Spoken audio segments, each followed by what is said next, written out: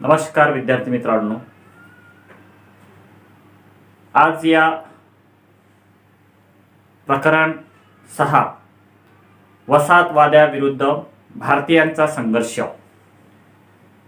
हे प्रकरण आपलं चालू असताना आपण यापूर्वीच्या व्हिडिओमध्ये 1857च्या उठावाच्या पूर्वीची पार्श्वभूमी, त्यानंतर 1857चा उठाव, त्याची कारणे, त्यानंतर या उठावाचे परिणाम, या परिणामांच्या माध्यमातून भारतीयांचं जणू काही हित जोपासत आहे अशा पद्धतीचा एक राणीचा जाहीरनामा भारतीयांकरता राणी व्हिक्टोरिया हिने त्या ठिकाणी जाहीर केला.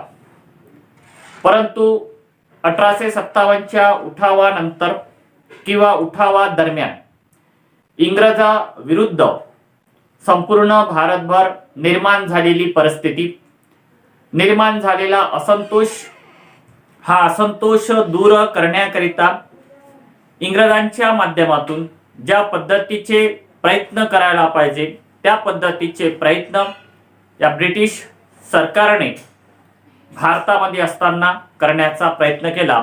त्याचाच परिपाक म्हणजेच पुढे जर आपल्याला या ठिकाणी सत्ता राबवायची असेल तर मात्र भारतीयांना कोणत्या तरी सवलती, कोणत्या तरी देणग्या या ठिकाणी देणे आवश्यक आहे.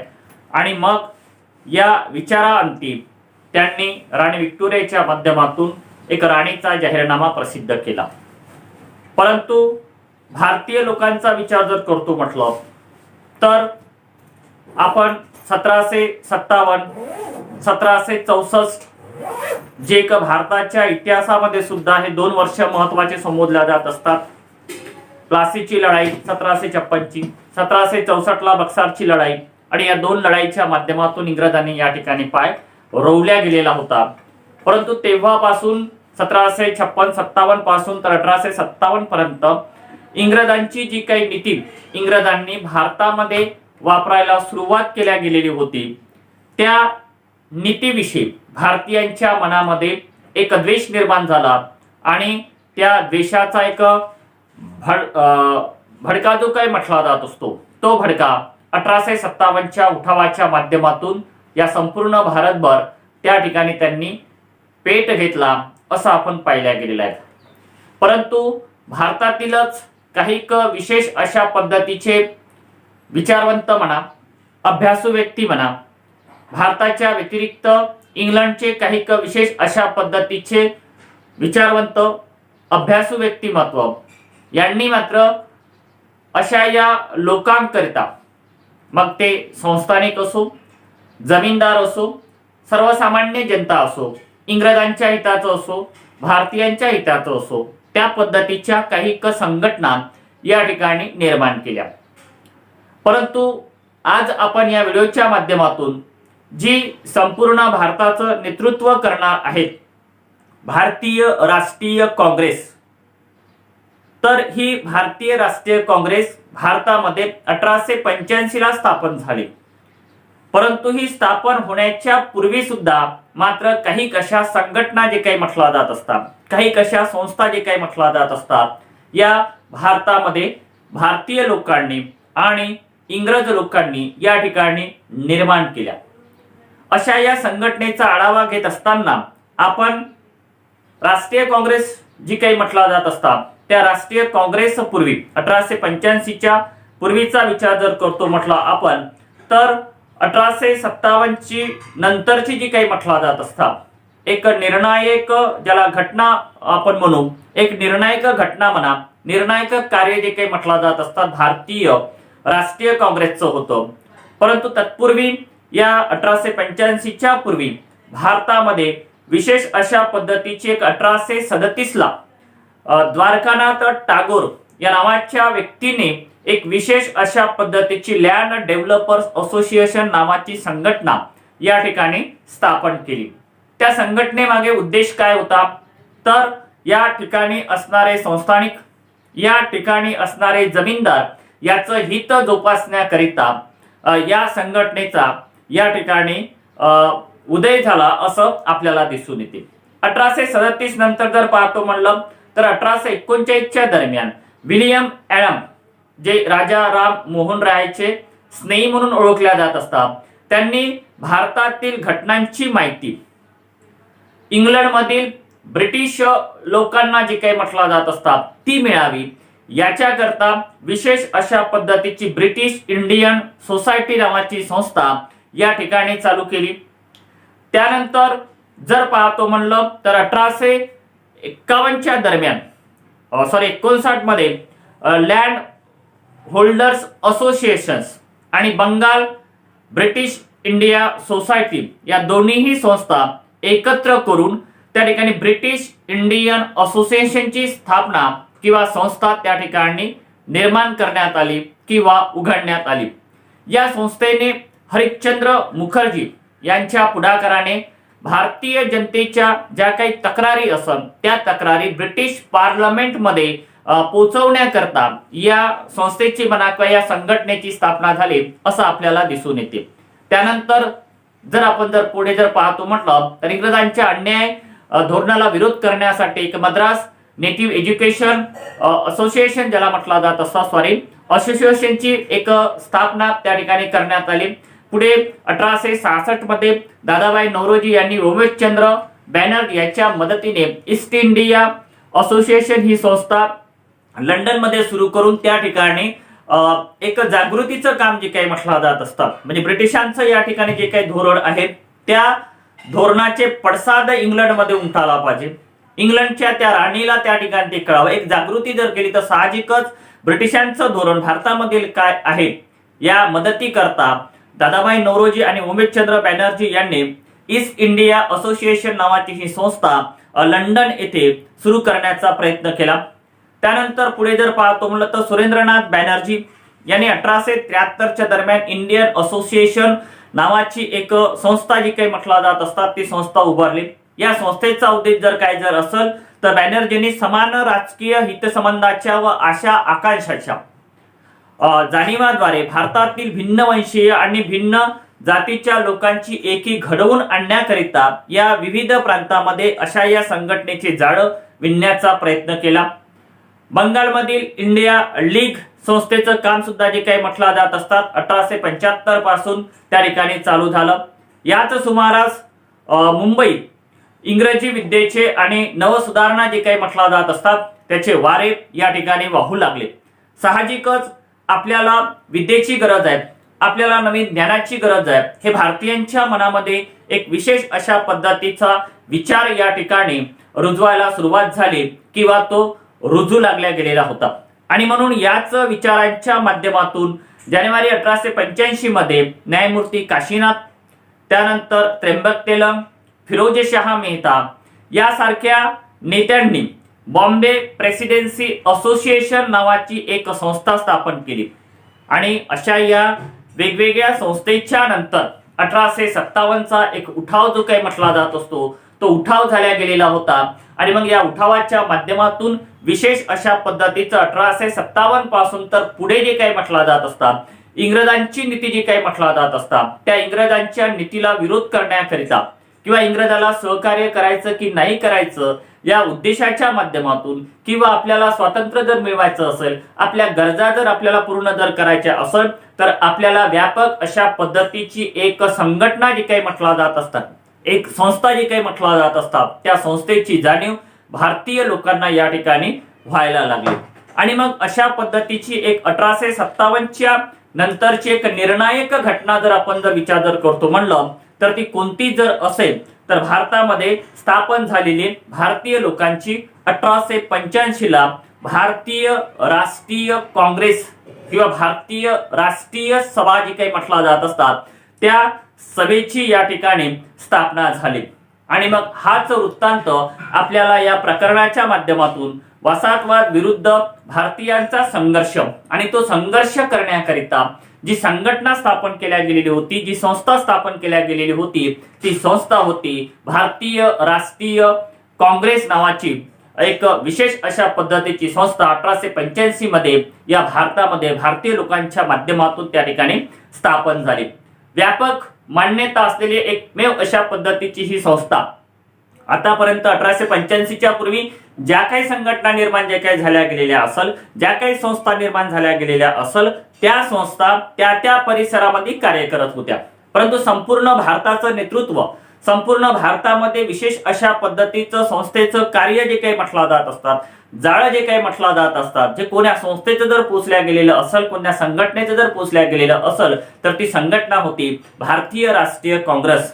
ही तीच संघटना होती की या राष्ट्रीय काँग्रेसच्या माध्यमातून कालांतराने आपल्याला स्वातंत्र्य जे काही म्हटलं जात असतात, 1947चा दिवस जो काही म्हटला जात असतो, तो दिवस उजळण्याकरता एक मदत जे काही म्हटला जात असतात, ती मदत सुद्धा या राष्ट्रीय काँग्रेसची आपल्या भारतीयांना मिळाली असं दिसून येते. या संघटनेपूर्वी बऱ्याच अशा संघटना जे काही म्हटला जात असतात, संघटना संस्था स्थापन झाल्या, परंतु मात्र या संघटनेच्या माध्यमातून, भारतीय राष्ट्रीय काँग्रेसच्या माध्यमातून संपूर्ण भारतातील जनता, संपूर्ण भारतातील आपले नेते मंडळी जे काही म्हटला जात असतात, विचारवंत जे काही म्हटला जात असतात, समाजसुधारक जे काही म्हटला जात असतात, यांचा संबंध या राष्ट्रीय काँग्रेसशी जुळल्या गेलेला होता. आणि म्हणून अशाच या राष्ट्रीय काँग्रेसच्या माध्यमातून आपल्याला स्वातंत्र्याची पहाड जी काही म्हटला जात असतात, ती पहाट उगवायला मदत झाली असं दिसून येते. भारतीय राष्ट्रीय काँग्रेस आपण परीक्षेच्या दृष्टिकोनाच्या माध्यमातून जर विचार जर करतो म्हटलं, तर साहजिकच याच्यावर सुद्धा एक सविस्तर अशा पद्धतीचा प्रश्न आपल्याला विचारू शकते की भारतीय राष्ट्रीय सभेच्या पहिल्या अधिवेशनाची माहिती लिहा, किंवा त्या पद्धतीचं भारतीय राष्ट्रीय काँग्रेसची मुद्देसह माहिती लिहा. त्यामध्ये आपल्याला काही मुद्दे देऊ शकतात. स्थापना, त्याच्यानंतर पहिलं अधिवेशन, त्यानंतर हजर प्रतिनिधी किती होते, त्याच्यानंतर या संघटनेच्या माध्यमातून जे काही म्हटलं जात असतात, कोणकोणते ठराव त्या पद्धतीचे त्या ठिकाणी घेतल्या गेलेले होते, इत्यादी अशा पद्धतीचे मुद्दे या भारतीय राष्ट्रीय काँग्रेस म्हणजेच आपल्या पुस्तकातील 6.4चा जो पॉइंट आहे, उपघटक आहे 6व्या प्रकरणामध्ये, यावरती विचारला जाऊ शकतो.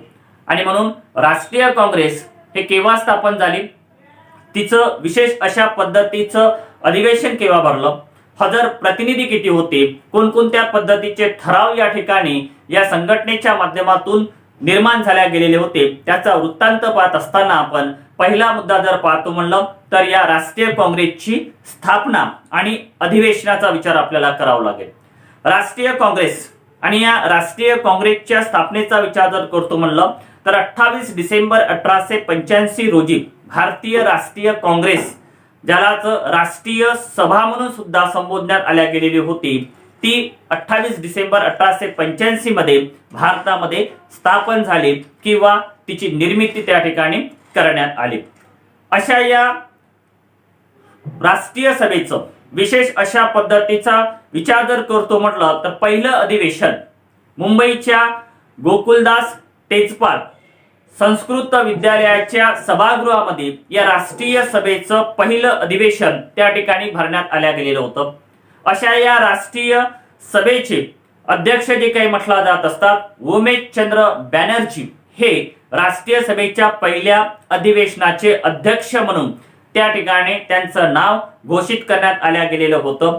आणि मग अशी ही राष्ट्रीय सभा या ठिकाणी निर्माण करण्याकरता जी मदत जर कोणाची जर झाल्या गेलेली असेल तर ब्रिटिश अधिकारी ऑक्टोवियन ह्यूम या ब्रिटिश अधिकाऱ्याने राष्ट्रीय संघटनेच्या स्थापनेमध्ये पुढाकार घेतला गेलेला होता. आणि म्हणायला काही हरकत नाही की अशा या व्यक्तीच्या माध्यमातून भारतामध्ये राष्ट्रीय सभा जी काही म्हटला जात असतात, भारतीय राष्ट्रीय काँग्रेस हे नावाची संस्था जी काही म्हटला जात असतात, ते संस्था या ठिकाणी स्थापन झाली.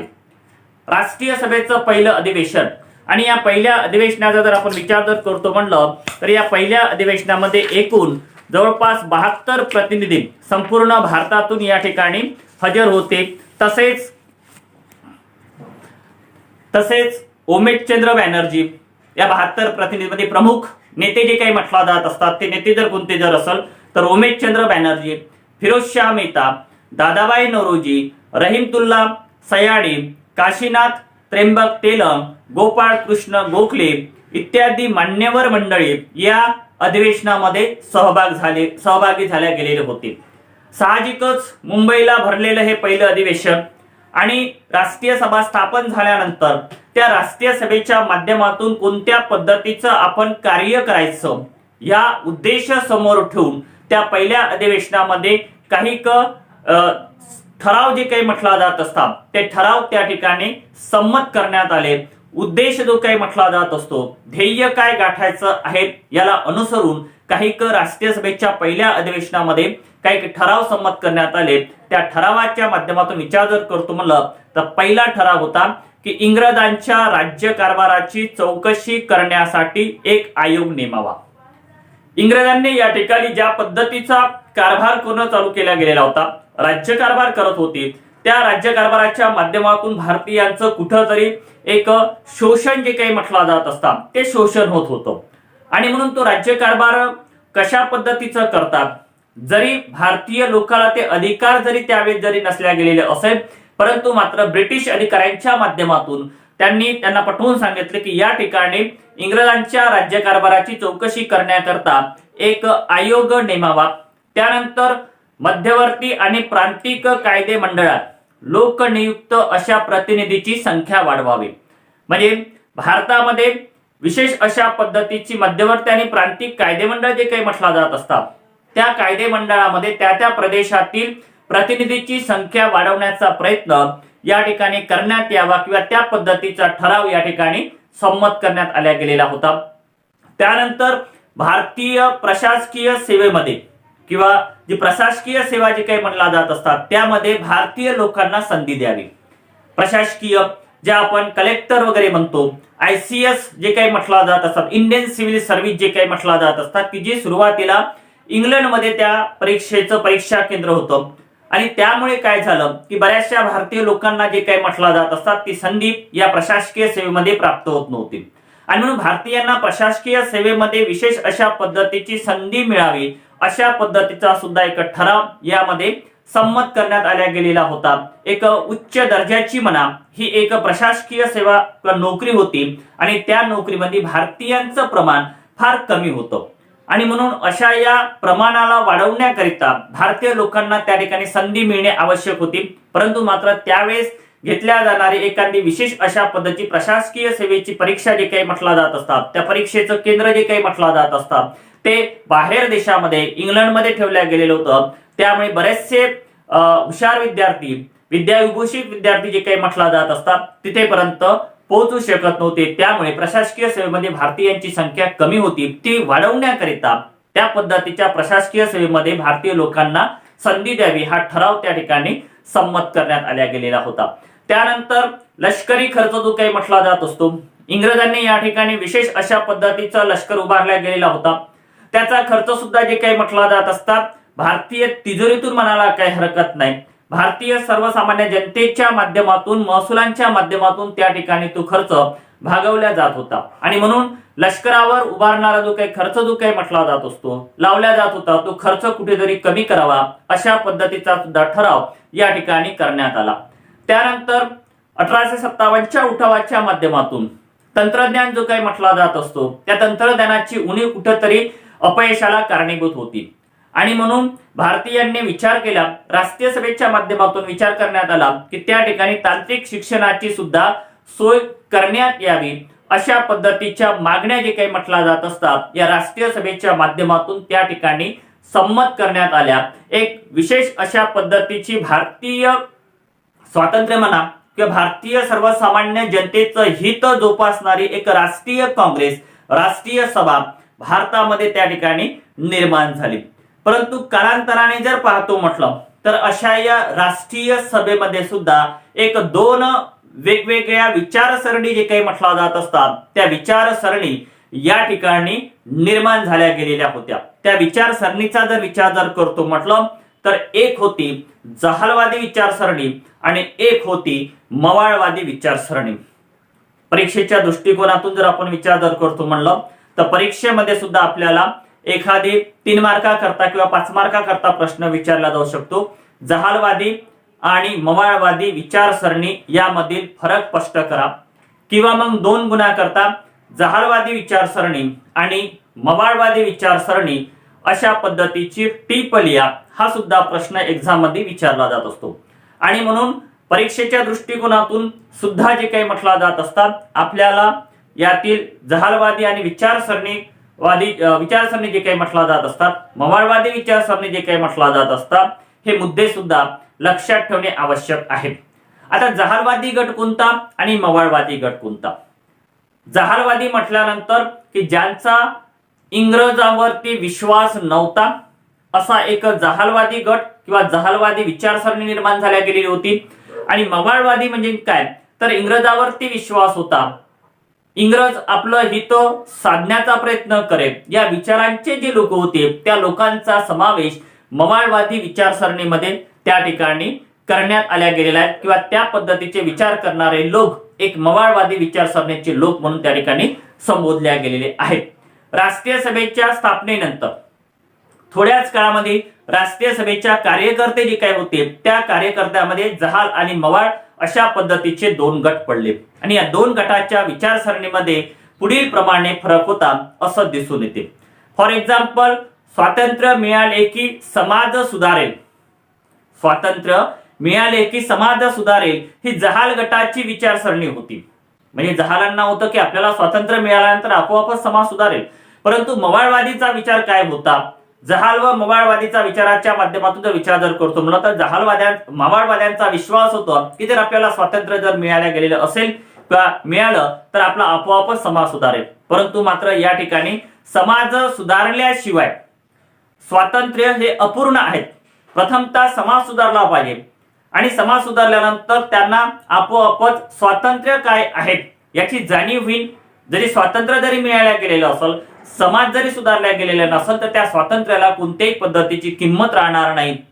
आणि म्हणून अशा पद्धतीचा विचार जो काही म्हटला जात असतो हा जहालवादी नेतृत्वाचा म्हणा किंवा जहालवादी विचारसरणीचा होता।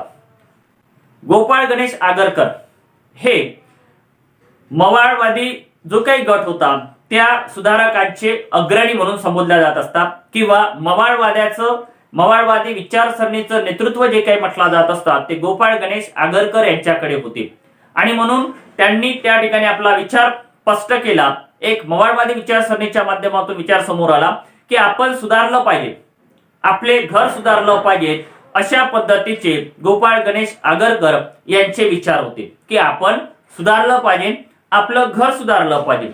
या उलट जहालांचे जे नेते जे काही होते लोकमान्य टिळक, या लोकमान्य टिळकांचं मत काय होता की हे घर माझं नाही, ते अगोदर ताब्यात घेऊ आणि मग जे काही म्हटलं जात असतात आपण त्या ज्या काही सुधारणा करायच्या आहेत त्या सुधारणा आपण करू शकतो, अशा पद्धतीचा विचार एक जहालवाद्यांच्या माध्यमातून लोकमान्य टिळकाने त्या ठिकाणी आपला विचार व्यक्त केला असं दिसून येते। साहजिकच तिसऱ्या मुद्द्याचा विचार जर करतो म्हणलं की सरकारकडे आपली गाऱ्हाणे जे काही असेल, आपल्याला ज्या काही गरजा आहेत त्या गरजा जर आपल्याला पूर्ण जर करायच्या असेल तर ब्रिटिश सरकारकडे आपण आपली जी गाऱ्हाणे जी काही म्हटला जात असतात ती गाऱ्हाणे जर पटवून जर दिल्या गेली असेल तर मात्र साहजिकच मग एखादी अर्ज असो, विनंत्या असो, त्या माध्यमातून जे काही म्हटला जात असतात किंवा भाषणांच्या माध्यमातून जे काही म्हटला जात असतात त्या पद्धतीचं जर आपण आपलं गाऱ्हाणं जर ब्रिटिशांना जर पटवून जर दिल्यास तर आपल्याला ब्रिटिश सरकार जे काही म्हटला जात असतात निराश करणार नाही असे मवाळ गटाचे प्रामाणिकपणे जे काही म्हटला जात असतात प्रयत्न होते, किंवा प्रामाणिकपणाने मात्र त्यांना वाटे की आपल्या अर्ज विनंत्याला कुठेतरी मान सन्मान इंग्रज देईल।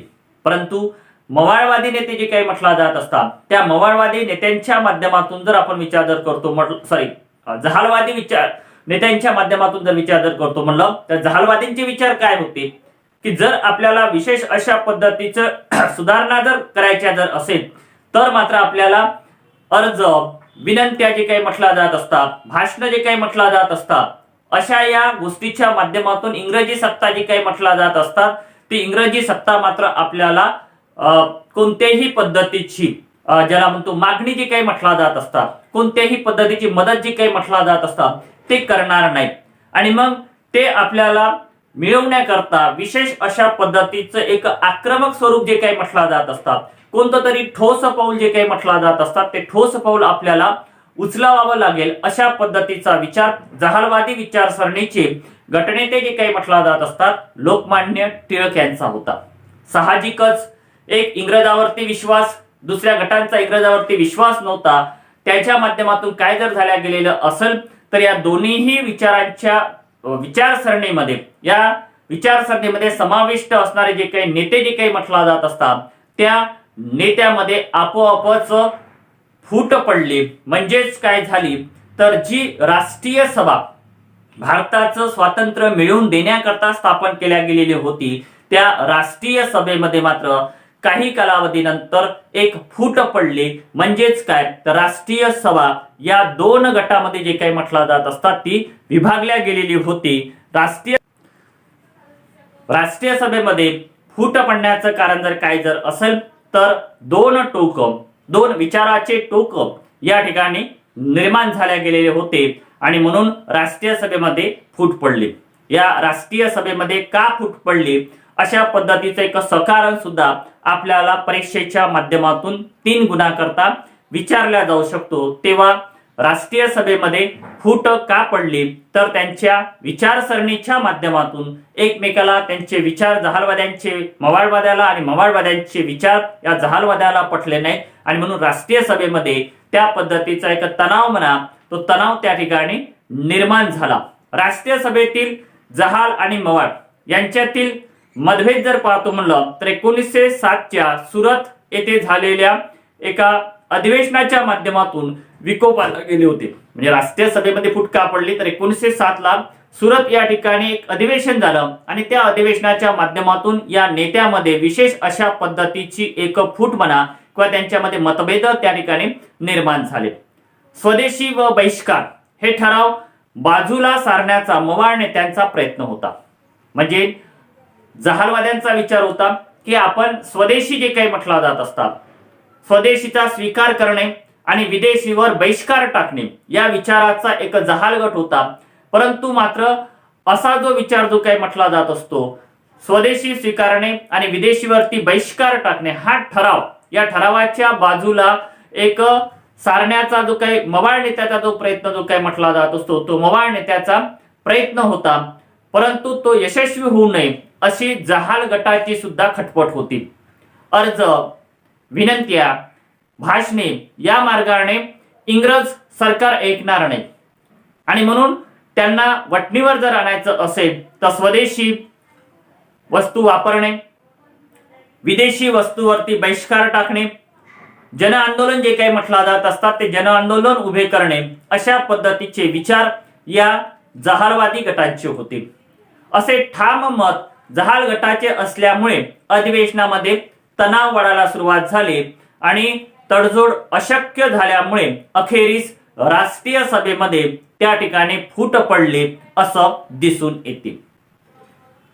राष्ट्रीय सभेमध्ये फूट पडली म्हणजेच काय तर ब्रिटिशांच्या पत्त्यावर जे काही म्हटला जात असतात ब्रिटिशांच्या बाजूने जे काही म्हटला जात असतात एक फायदेमंद गोष्ट झाल्या गेलेली होती आणि म्हणून त्याच दरम्यान राष्ट्रीय सभेमध्ये फूट पडल्यामुळे साहजिकच तो कार्यकाळ होता जवळपास 1900चा कार्यकाळ आणि 1900च्या कार्यकाळामध्ये इंग्रजांचं राज्य जे काही म्हटला जात असतात बंगाल प्रांतामध्ये सुद्धा वाढल्या गेलेलं होतं आणि म्हणून अशा या बंगाल प्रांताचा गव्हर्नर जनरल जो काही म्हटला जात असतो लॉर्ड कर्झन याने राष्ट्रीय सभा दुभांगली.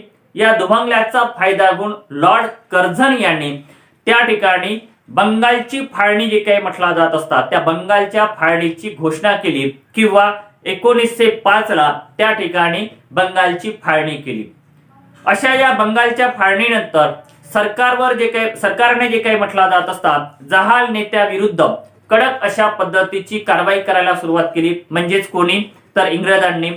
जर जहालवादी नेत्यांनी या बंगालच्या फाळणीच्या प्रश्नानंतर जन आंदोलन जर केल्या गेलेलं असेल बहिष्कार जर एखाद्या विदेशी गोष्टीवर जर वस्तूवर जर टाकल्या गेलेला असेल तर मात्र त्यांच्यावरती कडक कारवाई केल्या गेली होती.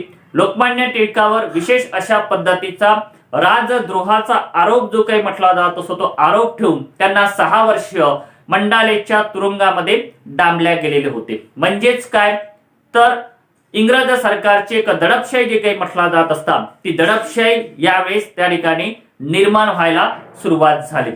बंगालच्या फाळणीनंतर त्याच दरम्यान ज्या पद्धतीचं लोकमान्य टिळकांना मंडालेच्या तुरुंगामध्ये टाकल्या गेलेलं होतं, त्याच दरम्यान बिपिनचंद्र पाल जे राष्ट्रीय काँग्रेसमध्ये एक कार्यकर्ते म्हणून, एक प्रमुख व्यक्ती म्हणून संबोधल्या गेलेले होते, अशा या बिपिनचंद्र पालवर सुद्धा कारावासाची शिक्षा जी काही म्हटला जात असतात ती शिक्षा त्यांना ठोठावण्यात आली. लाला लजपत राय यांना सुद्धा एक विशेष अशा पद्धतीचं हद्दपार करण्यात आल्या गेलेलं होतं.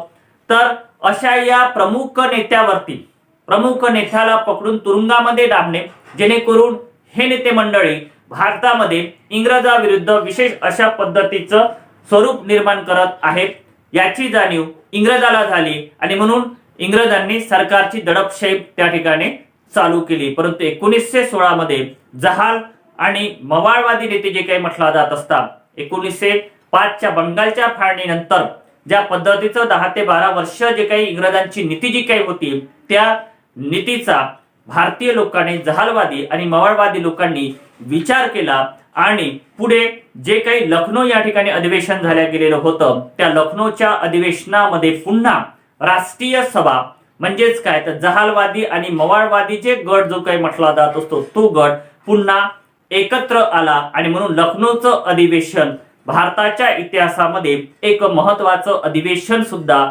संबोधल्या गेलेला आहे. अशा पद्धतीचा एक सकारण प्रश्न जो काही म्हटला जात असतो आपल्याला परीक्षेमध्ये विचारला जाऊ शकतो. तुर्तास एवढंच. अशा या राष्ट्रीय सभेनंतर भारतामध्ये विशेष अशा पद्धतीचे क्रांतिकारकाच्या लढाई जे काही म्हटला जात असतात त्या लढ्यांना सुरुवात झाली. असे हे क्रांतिकारकाचे लढे, कोणत्या क्रांतिकारकांनी या भारतामध्ये इंग्रजाविरुद्ध लढे उभारण्याचा प्रयत्न केला, तो वृत्तांत आपण पुढील व्हिडिओच्या माध्यमातून आणि पुढील घटकांच्या माध्यमातून नंतर पाहण्याचा प्रयत्न करू. तुर्तास एवढंच.